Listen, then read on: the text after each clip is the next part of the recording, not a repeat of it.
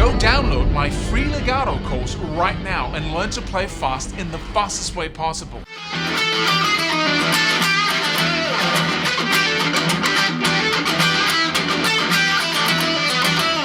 Hey, here's why you must master funk rock, or just funk if you don't like rock.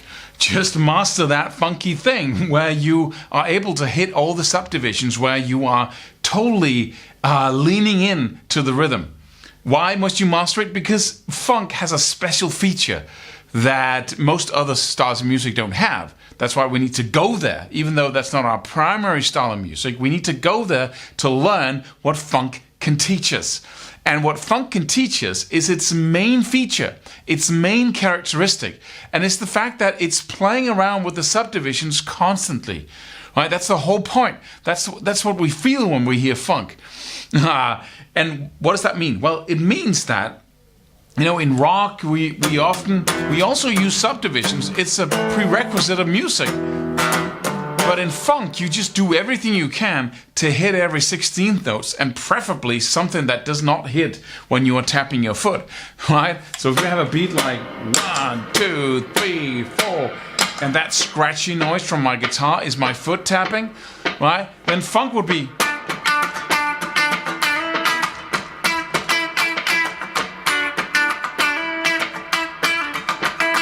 Right? It's always hitting the offbeat. It's always complementary to what you hear. While as you hear some house music or some, dance music, it's right on the beat. Because it's easy to dance to. Everybody can move at the beat, right?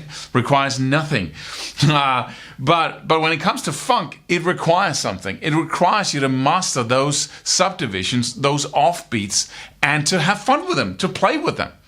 And the lack of mastery in this area is the reason why you feel that it's stressful to play solos, is the reason why you get nervous, is the reason why you feel out of control when you try to play a rhythm riff that's a little bit challenging, or you try to play lines and licks that are together, that start in a cool way and stop in a cool way. You start something and then you stumble, you fall out of it. You don't know where to go with it when you play solos. That's the reason you must master these subdivisions. So what's the best way of learning subdivisions is to pick a style of music where you can learn it, because then it's fun, right? Then you can start...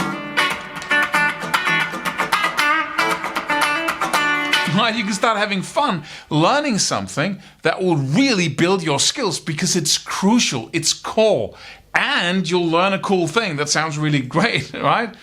So I so recommend that you go into this style of music. I never played it full time. I was never in a funk band, but the cool thing is, once I looked that way, and once I said, okay, what's going on over here, and I start trying to learn some of that stuff, that was what I needed. That was the missing link in my playing when it came to rhythm and soloing. So everything just came together once I started really focusing on becoming good at those small subdivisions. If you have a rock song, you might go...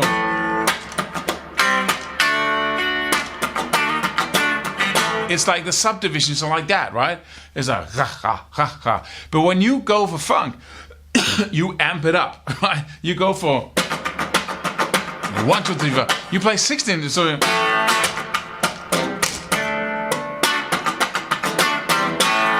And that gives you a whole different perspective. You get that detailed feeling in your body of detail, basically. If you listen to Michael Jackson do human beatboxing, it's so obvious to you that he actually created all of his rhythm tracks and bass and everything before he actually started sitting down with a keyboard or a drum machine or whatever he used. Because he was able to do all of those things. And you can also hear how he is present in every single 16-note or 16-note triplets as he is performing, which separates him from the lot, really. Because it gives him those details, right? It's everywhere, it's in his body, and you don't have to like what he did, but you can still honor, or you can still respect the fact that he was that top level, really, when it came to rhythm, which is quite exceptional for a singer and a dancer. That most dancers, they go 1, 2, 3, 4, and the pulse is sincerely really the only thing they have to navigate by, which is way too crude, or it's just not enough, right? You know, you need to get at least down to 8 notes before 1 and 2 and 3 and preferably down to 16 notes before you really have any sense of control. Because all your moves, everything that goes on, is on one of those 16 notes. And you have to feel them and have the skill of being able to produce an accent or a move at that. That's the exact same thing that goes on here.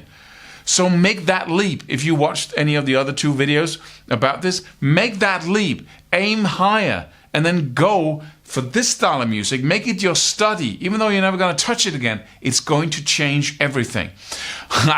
So look into it. That's the best piece of advice I can give you. And then if you want to really go all in, you could click the link below this video and check out our new course on all of this.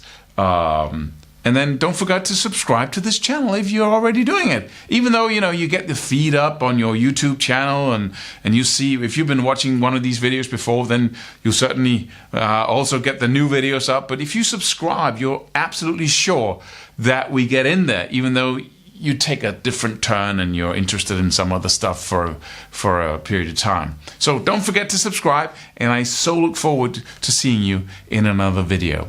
See you then. Subscribe for more free videos. Do it. Do it now. Do it.